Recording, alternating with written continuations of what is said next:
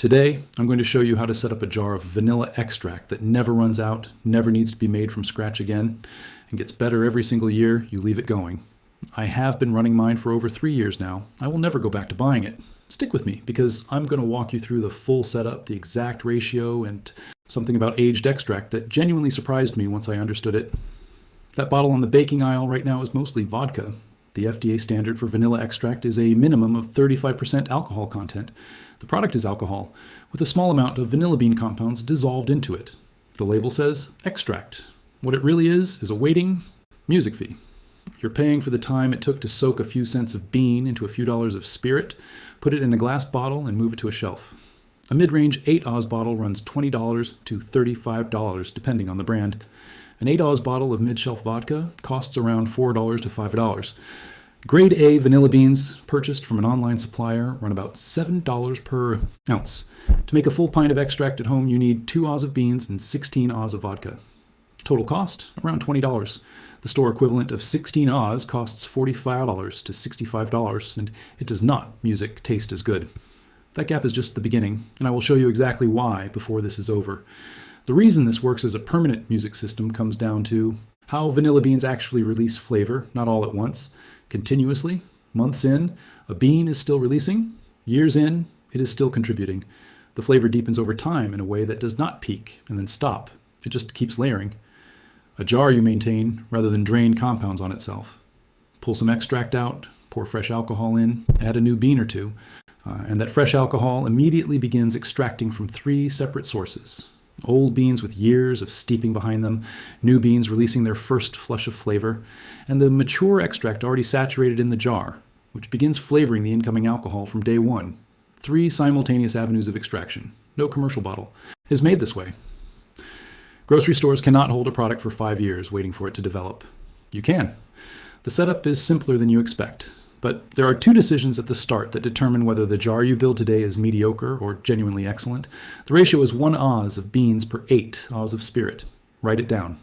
That is the FDA standard and the right number. For beans, grade A Madagascar is what to look for.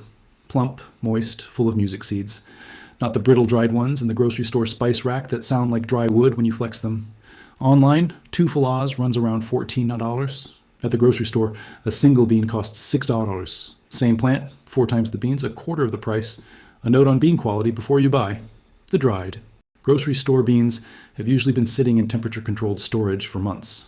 They still music extract, but you're starting with less. The ones to order online are pliable, dark, almost black in the higher grades, slightly tacky to the touch. You should be able to flex them without snapping. The pliability is moisture content. Moisture music content means the seeds inside are still intact and ready to release. Buying the dried version is like buying a fruit that has been in a display bin for 2 months.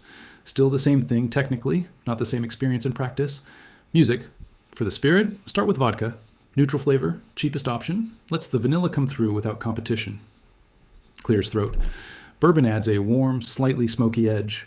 Rum goes darker and picks up a caramel quality. Whatever you use, it needs to be at least 35% ABV, which is standard 70 proof available at any grocery store. Music. Do not go below that.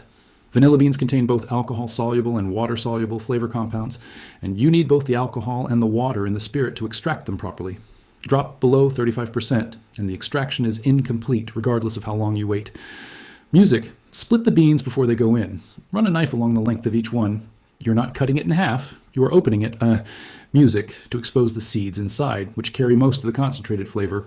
An unsplit bean extracts eventually, just much slower. Split beans are producing usable extract in 8 to 10 weeks. 3 months in, you have something genuinely good. But that is still just music, the foundation. Drop the split beans into a clean half-gallon mason jar, pour the spirit over them, and check that every bean is submerged. Anything sitting above the liquid can mold. That is the only real failure point in the entire process. Seal the jar, write today's date on the label, and put it somewhere dark, not the counter near a window. A cabinet away from light and heat. Give it a light shake every week or 2 to keep everything moving. That is the entire setup. Before I walk through the system, I want to be clear about why this is not just a one-time money-saving batch. This is a permanent replacement. The jar I just described is the foundation. The mother jar method is what turns music, that foundation, into something that compounds on itself indefinitely. 2 jars. The mother jar is your reserve and your accumulating asset. The second jar is a smaller daily use jar that stays near the stove. When the daily jar gets down to roughly a third left, refill it from the mother jar. Then top the mother jar back up with fresh alcohol and 1 or 2 newly split beans. Music. 4 rules. Keep the system running correctly. Never drain the mother jar below halfway. Pulling too much removes the mature base and the compounding effect collapses. Add beans every time you add alcohol because fresh alcohol needs something to extract from. Always split the new beans going in and always push every bean below the surface. Air exposure is the only way this goes wrong. A bean in the mother jar does not go bad. Alcohol preserves it almost indefinitely. A bean sitting in alcohol for 2 years is still contributing flavor, just more quietly than a fresh one. You will know a bean is spent when you pull it, squeeze it, and nothing comes out. No oil, no color, no seeds remaining. At that point, it can stay in or come out. It makes no difference. There's no rush to audit the jar looking for spent beans. Music. A spent bean in alcohol will not spoil. Leave it until it is convenient. The only thing that needs regular attention is making sure the jar never drops below half. Now, the detail that changed how I think about this, a mother jar running for 4 or 5 years produces an extract that does not exist in any commercial product. Multi-year extraction depth cannot be bottled and sold through retail. Shelf space costs money. Holding inventory for 5 years before shipping destroys margins. Music. No store product is made this way because no store business model allows for it. That level of extract lives exclusively in home kitchens. Yours, once you set one up, the chemistry works in your favor. Precisely because you never start over, commercial products begin fresh every batch. Your jar never does.